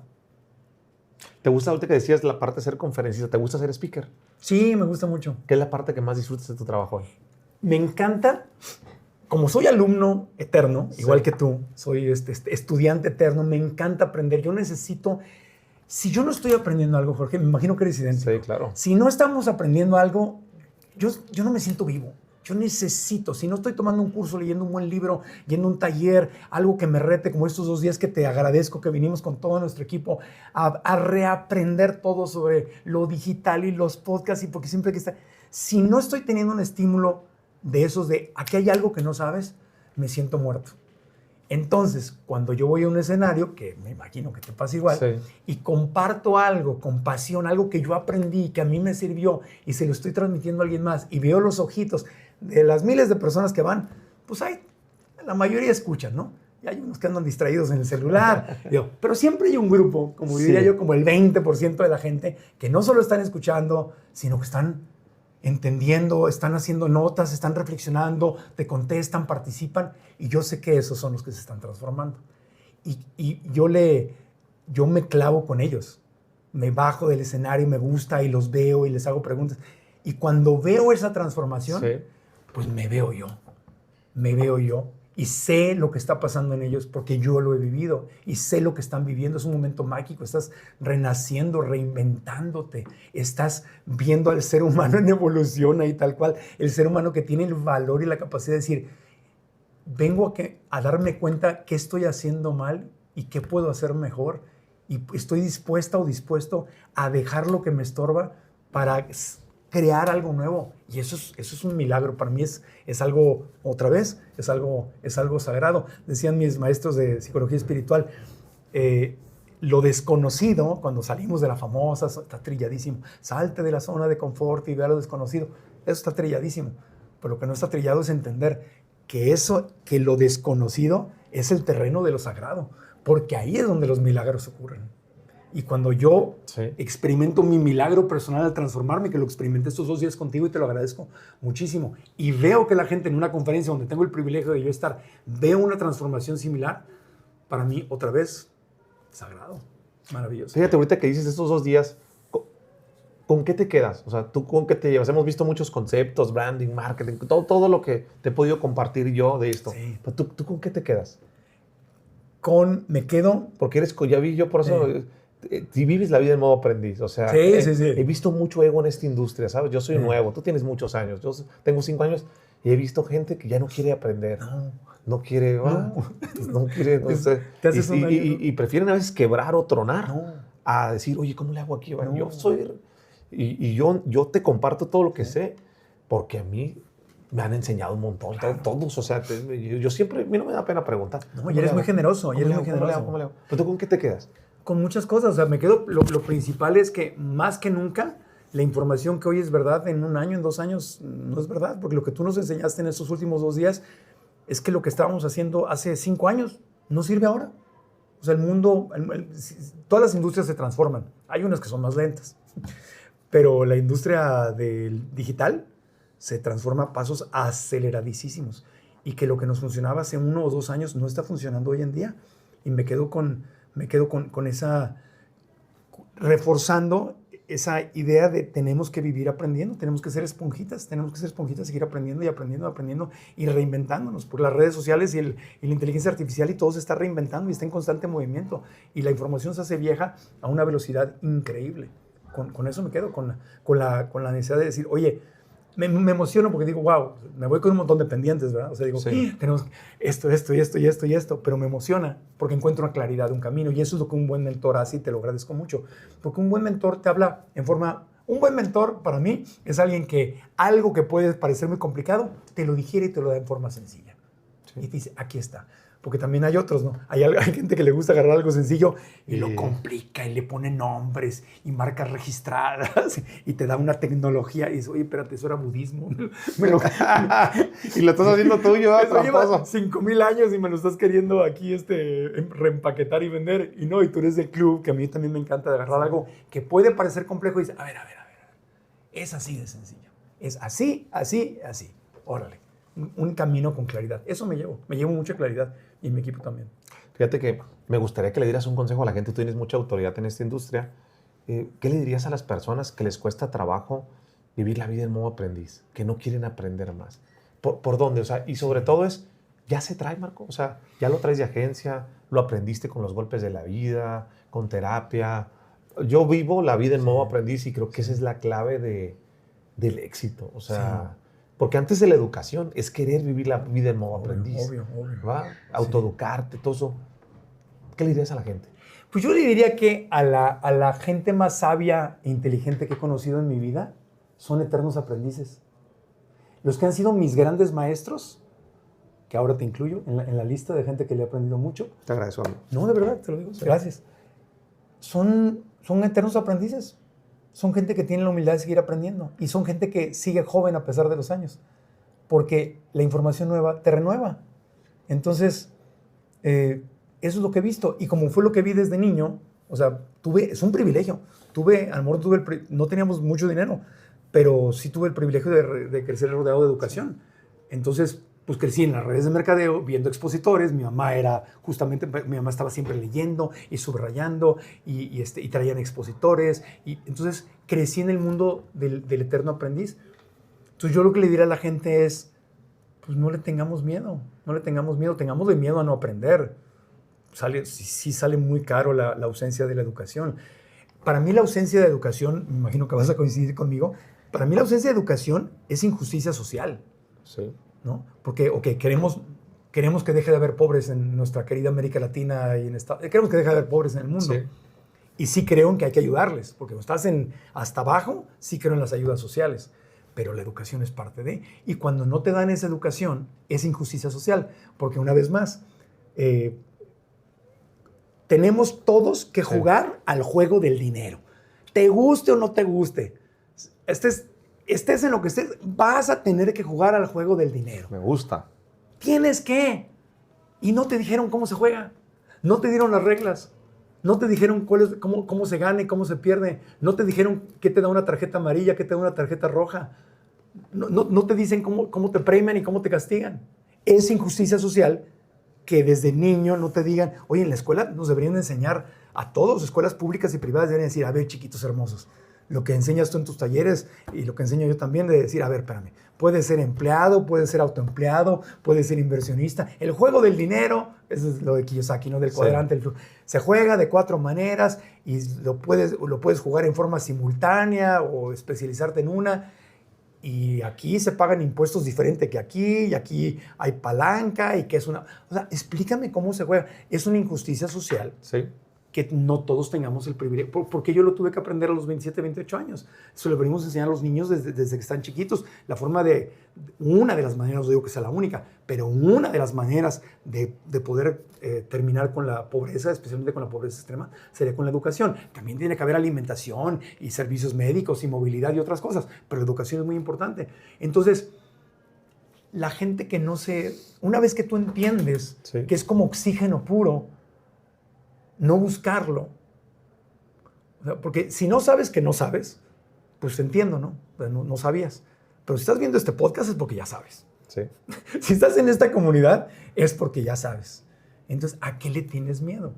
O sea, aparte la incomodidad es temporal, porque la incomodidad de no saber y tener que reinventarte, si te estás reinventando constantemente ya no es incómodo. Es como cuando vas al gimnasio. Si no has ido mucho tiempo, no quieres ir, te da flojera, te duele el cuerpo. Pero ya empiezas a ir, tu cuerpo te lo pide. Entonces ya entras en un estilo de vida. Que ser un eterno aprendiz es el estilo de vida. O sea, y aparte es lo que te mantiene joven. Está probado, la neurociencia te lo dice. Es lo que te mantiene joven. Te platicaba yo ayer que estoy aprendiendo piano a mis 56 años y ya sé que... El curso no me lo has pasado. El curso. El curso yo tengo ahí conectados porque yo tengo un piano también ahí que quiero... Pero no me pongo de acuerdo con mi maestra porque mi gira y que porque esto. ¿Hay un curso para aprender? Yo sigo al Tosano que se llama Music Hacks. Ok. Music Hacks, se los recomiendo a cualquiera que quiera aprender piano. Es maravilloso. Music Hacks, que te da los hacks de la música. Ok. Entonces te enseña a leer, en vez de con partituras y teoría musical, que es súper difícil, te enseña a aprender tocando el piano. Y no es fácil, pero te sientes que tu cerebrito... ¿Quieres mantenerte joven y quieres sentir que te estás rejuveneciendo? Aprende un instrumento musical, el que quieras. Guitarra, piano, armónica, algo. Y vas a sentir como las nuevas conexiones neuronales suceden. Aprender un idioma, esa es otra, ¿no? O sea, haz algo nuevo que te rete, y te lleve a otra realidad. Y vas a sentir como tu cerebrito hace... Y digo, no sé si me alcance la vida para aprender a ser un buen pianista, pero el proceso me está encantando. Y eso es lo que me gusta. Me ilusiona. O sea, es un sueño. Decía por ahí un amigo que la felicidad, es difícil tener felicidad si no tienes alguien a quien amar o algo a que amar, alguien o algo en que creer y algo o alguien con que soñar. Entonces, creer en algo o en alguien, amar a algo o a alguien y soñar con algo o a alguien. Entonces, pues me levanto y yo me construyo. O sea, somos del club que no nos gusta los grandes motivadores. Yo creo en la motivación que tú te construyes. Claro. Entonces, yo me creo mis motivaciones. Entonces, levantarme todos los días y jugar con mi perrito y sacarlo a pasear y todo, me motiva muchísimo. Hacer mi podcast me motiva muchísimo. Trabajar y transmitir lo que aprendo me motiva muchísimo. Aprender a tocar el piano me motiva muchísimo. Entonces, uno tiene que buscarse las cosas que lo hacen levantarse de la camita y que te emocione que llegó el día. Y va a haber temporadas donde no te emociones, vas a estar deprimido, pero hay que salirse de ahí. Pero a mí no me gusta depender de que venga alguien y me diga, tú eres el espermita que fecundó al óvulo y Dios te creó para triunfar, porque eso desaparece en 24 horas, o sea, menos, ¿no? Creo en la motivación que yo voy, o sea, ahorita me voy de Guadalajara y digo, qué fregón, desde la semana pasada vamos con el equipo, vamos a ver hace ratos, Guadalajara es el número 1 en marketing digital y en creación de contenido, chingón, vamos a aprender del número 1 y ahorita nos regresamos y puta, un montón de retos y vamos ahora a crear y todo, y es incómodo, pero eso me mantiene vivo, si no me hago viejito. Y no me quiero hacer viejito. Ya cuando no quede de otra, pues ya me haré viejito. Pero por mí no va a quedar mantenerme joven. Y la educación y el retarme e ir a algo nuevo me mantiene joven. Mi mamá tuvo Alzheimer, amigo. Nada más se le fue la memoria a los 60 y tantos años. Y vivimos 20 años de penuria del Alzheimer. 20 años. 20 años, sí. Pues fue lo que duró el proceso de que se empezó a perder su... Sí, pero a ver. ¿Pero por qué? ¿Por qué se le fue? Pues pobrecita, no sabía, ¿no? Pero vivió una vida súper estresada. Se contaba historias en su mente, a pesar de ser una mujer exitosísima, gran vendedora, se contaba historias en su mente, porque no fue a terapia, porque en esos años no se iba a terapia, no estoy juzgando a mi madre, pero se contaba historias que le hacían sufrir. Y siendo una gran vendedora, y siendo una mujer exitosa, por eso la gente piensa, la gente que sufre y es porque es una gente fracasada. No, hay gente exitosísima que se hace pedazos su cabeza y que no encuentra la paz interior. Y hablábamos de este tema, la paz interior te da dinero, la paz interior te da felicidad. Entonces, tú tienes que cuidar tu mente, porque mi mamá no hacía ejercicio, comía muy mal, como no fue a terapia, porque no se usaba ir a terapia en esos tiempos, nunca trabajó sus problemas, no dormía bien, tomaba unas pastillas para dormir, que luego ahora hay estudios que dicen que tiene una relación directa con el Alzheimer. Entonces, dormía mal, tomaba pastillas para dormir, comía mal, no hacía ejercicio, llevaba una vida súper estresada. Es la fórmula para perder la memoria. Entonces, ¿qué hago yo? Pues trato de hacer todo lo contrario. Si me toca, amigo. Pues ya ni modo, ¿no?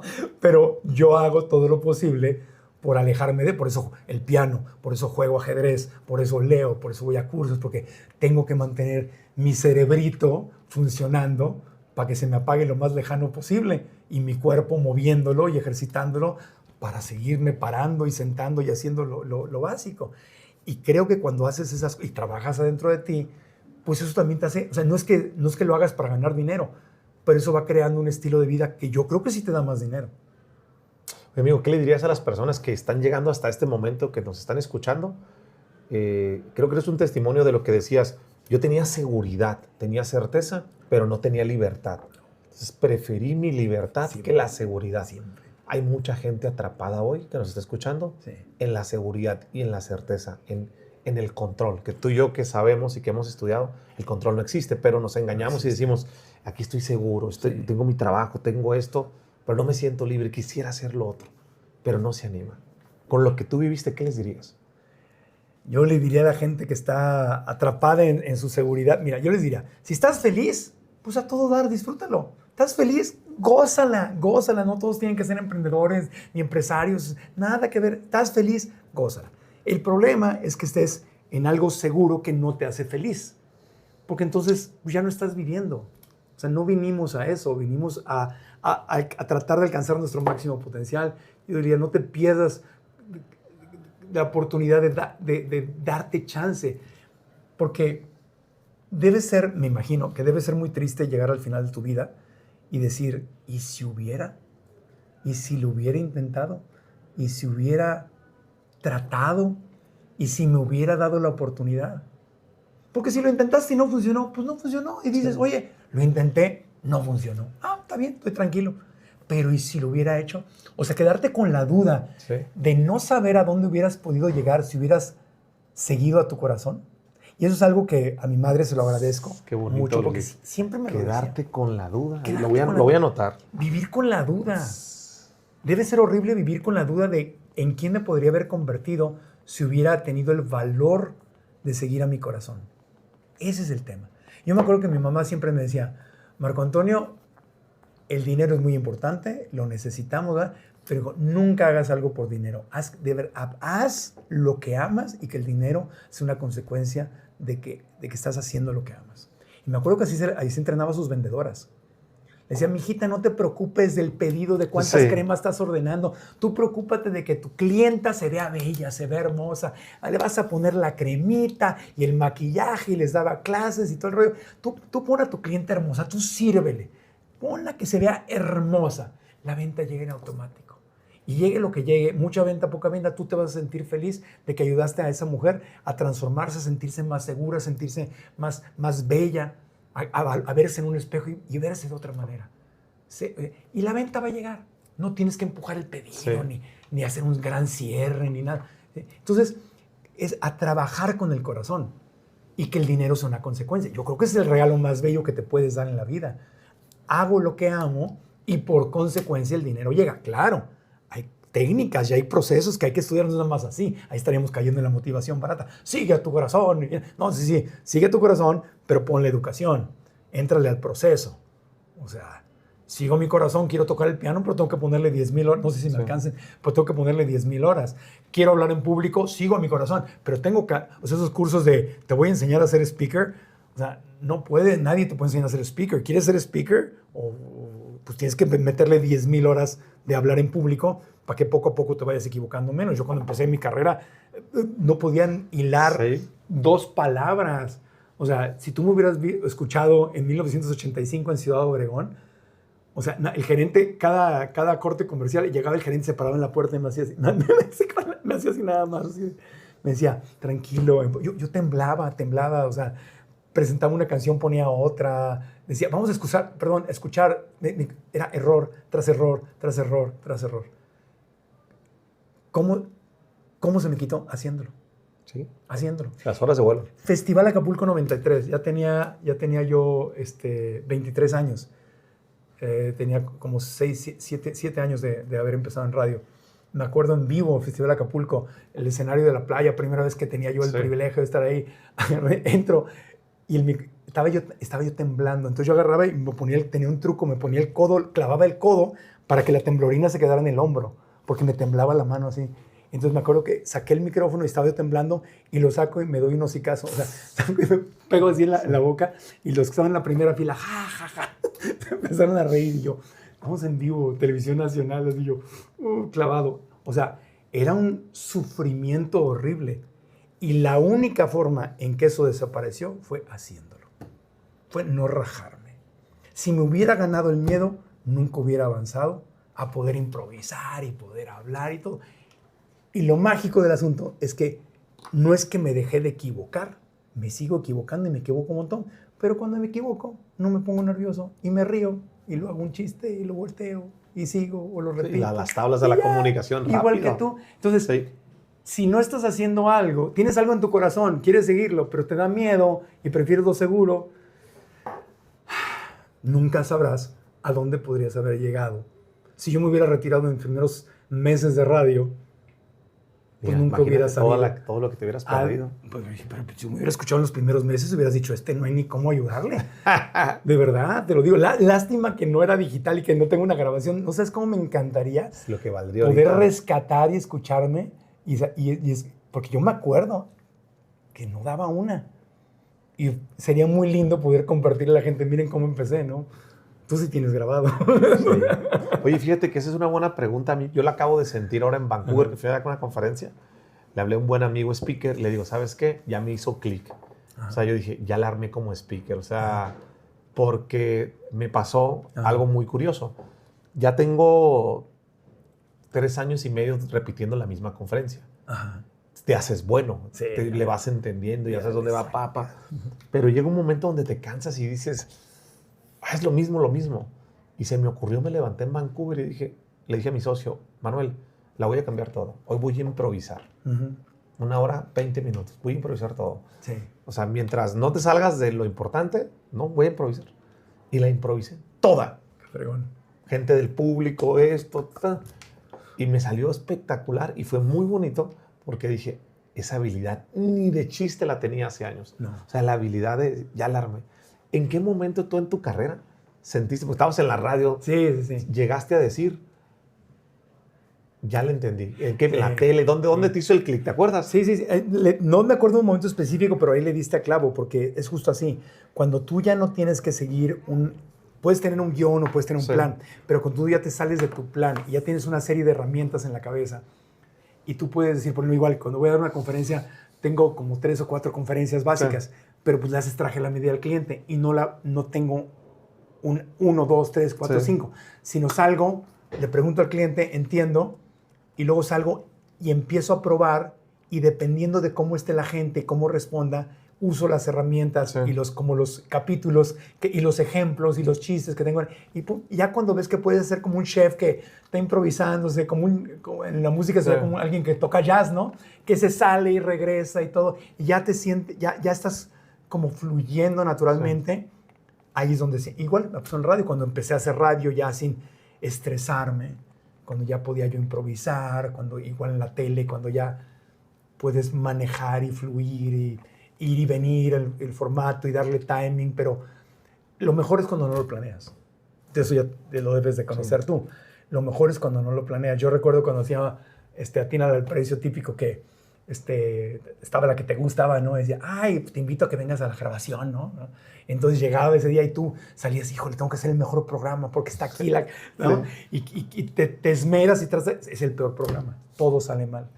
Tratas un chiste que había salido 10 veces antes y no salió. Todo sale mal. ¿Por qué? Porque estás tratando en vez de permitir. Y cuando te vale y permites, sale lo mejor de ti. Porque estás escuchando, porque estás en el presente, y vamos a lo mismo, porque traes paz interior, y cuando estás en paz, en cualquier cosa que hagas, escuchas, no estás casado con un objetivo, no tienes una expectativa específica que tienes que cumplir sí o no, sino que fluyes, estás siendo, y cuando estás siendo relajado, pues va saliendo lo mejor de ti. Como otra vez vamos al ejemplo de la pareja, a todos nos pasó algún día en la vida que por fin la que te gustaba te iba a dar un beso y la tengo que besar muy bien, pues era el peor beso que dabas, ¿no? En cambio, si no te importaba tanto, pues dabas un beso de aquellos, ¿no? Bueno, fluía la cosa mejor. Así es la vida, hay que soltar.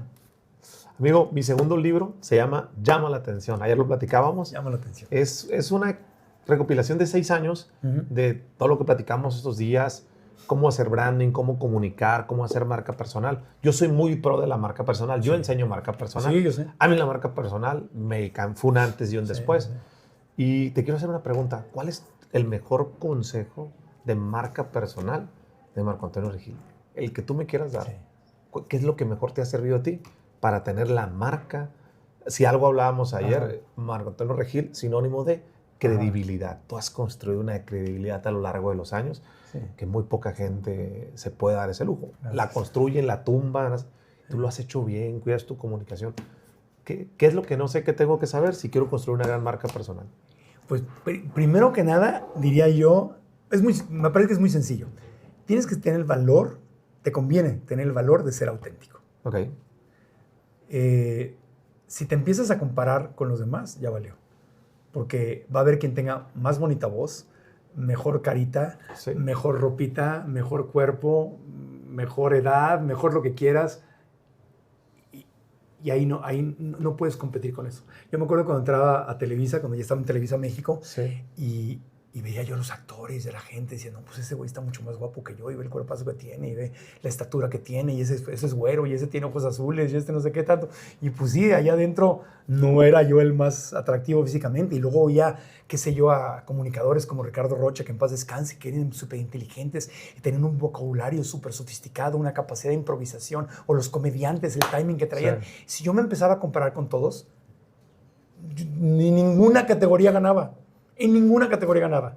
El momento en que empezó a salir lo mejor de mí fue cuando yo dije, soy quien soy y tengo que estar a gusto en mi piel.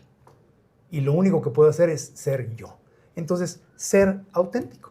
Punto. Ser auténtico. Y aquello que piensas que es tu trauma, por ejemplo, a mí la nariz, tengo nariz grande, digo, no tengo que decirlo, es evidente, si no se habían dado cuenta. me decían el roboxígeno en la secundaria, agarraba y decía, hay un chavito que decía, maestra, se está robando el oxígeno, y decía yo, y todos, así, ¿no? Entonces, yo estaba en el rollo de un tiempo cuando estaba yo en radio y quería tener el sueño de llegar a la televisión nacional, decía yo, no, pues me voy a tener que operar la nariz.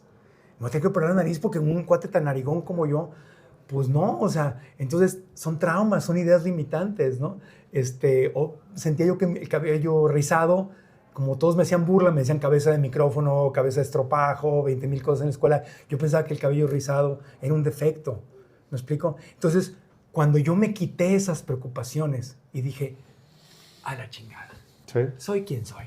Y cuando me dieron a Tina al precio y me di cuenta que tenía yo que estar de perfil todo el chingado tiempo con el concursante, y dije, ya valió, porque tú le hablas a la cámara de frente y pues no se ve tu nariz, pero si estás de lado con el concursante, todo el tiempo de lado, pues tu nariz es lo que, estoy de perfil todo el tiempo. Y dije, tengo que soltar esto, y acepté mi nariz y dije, pues sí, tengo nariz grande, y empecé a hacer chistes de ella, y a reírme, y jajaja, jojojo, y aceptar mi cabello, y aceptarme como soy, y ya. Entonces, cuando aquello que crees que es tu defecto, te das cuenta que pues es lo que te hace único. Listo. Es lo que te hace único, ese es tu valor, ese es tu secreto. ¿Crees que lo que viviste con tu mamita, o la pobreza que tuviste, o tu cuerpo, tu estatura, o tu color de piel, o lo que sea, crees que es un defecto? Es al contrario, eso es lo que te hace auténtico. Y de ahí te tienes que agarrar, y sentirte orgulloso de quién eres. Y puedes decir, oye, me hubiera gustado tener la cara de Brad Pitt, pues sí, a lo mejor, o de Luis Miguel, pues te podría gustar, pero una cosa es que te guste y otra es aceptar quién eres y amarte como eres. Entonces, ser auténtico es muy importante. Y lo otro que le agregaría yo es ser vulnerable. Cuenta, o sea, di la verdad. Cuenta. Cuando Oprah Winfrey fue a Harvard, por ahí hay un documento que creo que se puede conseguir en línea, donde puedes bajar la transcripción del speech que se echó en Harvard.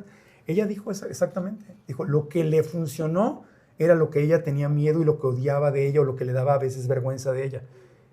No era la mujer más delgada, tenía un color de piel por el cual recibió mucho racismo, etc. Y cuando ella se dio cuenta que este es mi superpoder es que soy la mujer luchona, afroamericana, que sube y baja de peso, que tiene un problema con comer de más y siempre está luchando con las dietas. Y cuando me di cuenta que estos altibajos de mi vida y mis emociones, y que esto me hace única y que aquí se conecta la gente conmigo, porque la mayoría son como yo, ahí estás. Entonces dejas de tratar de ser Leonardo DiCaprio o qué sé yo, Whitney Houston. Sí, claro, sí, exactamente. Dejas de estar pensando en eres como eres y así hay que amarte como eres. Y esa historia, ese momento en tu vida, ese capítulo que sientes que abusaron de ti, que no tuviste dinero, que te abandonaron, la injusticia que viviste, cuando te das cuenta que sí fue horrible y fue durísimo, pero que ahí está tu superpoder, ¡pum! La vida cambia. Pero no lo digo nomás de dientes para afuera, porque eso sería motivación barata. Eso hay que vivirlo. Es un proceso donde la terapia puede ayudarte, donde la meditación puede ayudarte, donde la lectura, los talleres y el trabajo interno pueden ayudarte, para que no nada más lo digas de dientes para afuera, que suene bonito, que de verdad lo vivas y lo internalices y llegues a amar a tu nariz. Tal como es, o a lo que sea. Amarte a ti mismo. Amarte a ti. Me gusta. Y amar no quiere decir que lo apruebas o que te gustó. Yo no amo que mi papá haya sido alcohólico o que mi mamá haya sufrido lo que sufrió. No lo apruebo, no amo pero amo el resultado de lo que salió de ahí. Porque de ahí salí yo. Sí. Y yo no soy Dios para decir que está bien y que está mal. Y como me gusta quién soy y soy el resultado de eso, no es que me guste ni lo apruebo, pero lo acepto y amo el resultado. Sí. Y le digo a Diosito, pues no entiendo cómo ni por qué, y perdón que alguna vez te reclamé y te dije por qué, y me desesperé y me comparé, pero ¿sabes qué? Si eso era el currículum, si esa era la escuela que tenía que pasar para que yo pudiera tener la sensibilidad que tengo hoy, entender lo que hoy entiendo, lo acepto. Y como no soy Dios y no lo entiendo, simplemente puedo agradecer el resultado. Y lo abrazo, me relajo. Y entonces, ¿qué? Me nace la confianza de decir, bueno, ¿qué más? ¿Qué más? Quiere decir que confío en que siempre me vas a poner enfrente lo que sea necesario para que yo esté transformándome y mejorándome. Y ¿sabes qué? Me gusta. Entonces, venga. Trato de evitar el sufrimiento. Claro. No lo quiero. Pero si me toca, venga. pues que venga, amigo. ¿Qué se te viene a la mente o al pensamiento? ¿Qué piensas cuando ves o escuchas 1 más 1 es igual a 3? 1 más 1, posibilidades infinitas. Posibilidades infinitas. Porque hay, de las cosas más valiosas que aprendí justamente yendo a terapia, es que vivir en la dualidad de bueno, malo, alto, bajo, lleno, vacío, exitoso, fracasado, esos absolutos y esos extremos son limitaciones. Y entonces la limitante más grande que tenemos está aquí en nuestra cabecita. Tiene que ser esto o tiene que ser esto otro. Y aquí soy infeliz y aquí también soy infeliz. En los dos extremos soy infeliz porque de los dos lados pierdo. Entonces cuando veo 1 más 1, 3, pues no tiene lógica. No tiene lógica, no es una ecuación lógica, es ilógico. Y a veces tengo que ser ilógico para tener éxito, para que salga la mejor versión de mí. Tengo la gente que inventa cosas, que abre caminos, que está innovando, que está transformando al mundo, es ilógica. La gente ilógica tiene a veces mucho éxito. Es la gente que le dice, no vas a poder. Las posibilidades de... Tenía un tío que tenía un lote de carros ahí en Tijuana y me decía, sobrino, este era veracruzano, decía, sobrino, no dejas esas pendejadas de la televisión. ¿Sabes tú cuánta gente logra meterse y hacerla? Allá no sé qué, vente a vender carros, aquí te enseño. Y todo, me lo decía con buena intención. Si yo le hubiera hecho caso a esa lógica, pues nunca hubiera... No todos van a tener éxito en la televisión, pero lo intenté. Si no lo hubiera intentado, 100% seguro no lo hubiera logrado. Lo intenté y resulta que lo logré. Y he intentado otras cosas que no he logrado. Pero el 1 más 1, 3, para mí es como un llamado, güey, inténtalo. Inténtalo. Piensa, salte de la cajita, sé ilógico, di por qué no. Todo parece imposible hasta que alguien lo logra. Lo vemos en los récords deportivos. No se puede. Alguien rompe el récord y vienen 5 o 6 y también lo rompen, ¿no? Nada más es que veamos que algo es posible. Entonces, eso es lo que me viene a la mente con el 1 más 1. 1 más 1 es igual. Por último, amigo, me gusta hacer esta pregunta para terminar esta conversación que he disfrutado mucho. Gracias a ti por estar en este espacio. Si te ponen una cámara con traductor incluido, en esta analogía, tú que estás en comunicación, radio, televisión, todas las redes sociales, y te dicen en esta analogía, el mundo te escucha, tienes 1 minuto, ¿cuál sería tu mensaje para el mundo? El mensaje para el mundo sería, lo digo mucho en mis conferencias, es el siguiente nivel de felicidad, de crecimiento, de éxito, de paz, no está afuera, está adentro. La salida es hacia adentro. No son palabras mías, esto es filosofía milenaria, no lo inventé yo, pero comulgo y resueno mucho con eso. Y para mí es una muy buena noticia, porque si la solución está afuera, lo que está afuera no, lo puedo tratar de influenciar, pero no lo puedo, aunque a mi mente le encantaría controlar lo que está afuera. Es una fantasía. Sí. Lo que sí es real es que lo que está dentro lo puedo gestionar. No quiero decir controlar, no me gusta la palabra control, igual que tú, sé que el control no existe. Pero lo que está dentro de mí lo puedo gestionar. Entonces, mi siguiente nivel de desarrollo es hacia adentro. Mi siguiente nivel de felicidad es hacia adentro. La salida es hacia adentro. Suena ilógico, suena como 1 más 1 igual a 3. Sí. Pero es una muy buena noticia, porque es tomar responsabilidad y decir, sí puedo reconstruirme adentro, sí puedo reprogramarme poquito a poco, con nuevos hábitos, y puedo crear la libertad, el sueño, la vida, la paz interior que deseo. Y lo que hago conmigo y hacia adentro, en la forma en que yo me trato hacia adentro, voy a acabar proyectándolo. Si yo te trato mal a ti, es un reflejo que me estoy tratando mal a mí. Si no te escucho, es que yo no me escucho. Si soy intolerante contigo, es que yo estoy siendo intolerante conmigo. Solo puedo darte lo que me doy. Entonces, qué maravilla. Por eso, con la gente que está emprendiendo y en las ventas, si quiere éxito, es hacia adentro, es hacia adentro, es hacia adentro. Y de ahí es como que, de ahí ya puedo proyectar y crear hacia afuera. Aparte lo he visto una y otra vez. Cuando yo cambio, mi experiencia del mundo cambia. Totalmente. Cuando yo cambio. Pero tengo que ganar la batalla que ocurre en mi mente. Porque mi mente diría que el mundo cambie para que seamos felices. Y el tema es yo voy a cambiar para ser feliz. Y confiar en que son leyes universales. Yo lo veo, o sea, yo cambio, las cosas cambian. Sí. Y a toda la gente que has entrevistado, que ha tenido éxitos, seguramente te dicen lo mismo. Entonces, no me crean, o sea, inténtenlo, o sea, trátalo, inténtalo, ve si funciona. Y si no funciona, pues luego regresen en los comentarios. Pero inténtalo un rato, no de un día, Sí. o sea, inténtalo unos años, ¿no? Y vas a ver. Cuando hice la certificación, la maestría en psicología espiritual, hicimos una tarea que Sí. duró 9 meses. Se llamaba el científico espiritual. Está muy interesante. Sí. Porque durante 3 meses agarrábamos el problema con la persona, el problema más fuerte que teníamos, Sí. el más fuerte que teníamos, y lo documentábamos. Y no hacíamos ningún cambio, solamente documentábamos del 0 al 10, hicimos una escala de cómo calificar, del 0 al 10, siendo 10 un problema horrible, espantoso, es lo peor, y 0 no hay problema, ¿no? Con la persona que tuvieras el conflicto más grande en tu vida, en 3 meses no hacías nada, solamente documentabas. Hoy me sentí a nivel 8, el problema está en nivel 9, y mañana, y así, cada día. 3 meses documentamos, sacamos el promedio. No hicimos nada. Otros 3 meses no documentamos.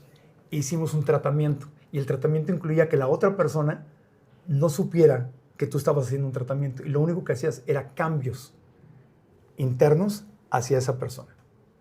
3 meses. Y luego suspendías el tratamiento y 3 meses volvías a documentar.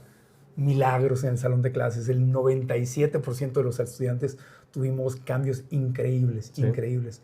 Yo tenía un problema con uno de mis hermanos y mi tratamiento fue... Yo estaba muy enojado con él, muy enojado con él. Mi tratamiento fue ponerlo en la portada de mi celular. En ese momento que estaba yo con mi hermano, de, no te Sí. puedo ver, lo que me hiciste estuvo mal, eres malo, abusaste de mí. Lo puse en la... Y mi tratamiento, uno de 3 cosas, era mandarle amor. ¿Cómo le voy a mandar amor si estoy enojado con él? No estoy de acuerdo con lo que haces, pero te mando amor. Y traerlo nada más, traerlo ahí. Otra era que una vez a la semana le escribí una carta que nunca mandé. Le escribí una carta diciéndole lo que me había lastimado y buscando cosas que agradecer. Y el tercero ya no me acuerdo qué fue. Eso hice 3 meses. Y todos compañeros, cada uno hicimos eso. Y los 3 meses finales calificamos. Es increíble lo que la vida cambió. Yo, Sí. con mi hermano que no me podía ver, el día que fue justamente antes de que falleciera mi mamá, cuando falleció mi mamá, nos pudimos dar un abrazo y me dijo lo que nunca había hecho en su vida. Me dijo, Marco Antonio, perdón. Perdón, yo sé que estuvo mal y que he hecho muchas cosas que estuvieron mal y te ofrezco una disculpa. Nunca en la vida me había dicho eso. Yo nunca hubiera pensado que mi hermano iba a aceptar eso. Y me acuerdo que dije, te adoro, gracias, Sí. sé que somos distintos, no hay problema.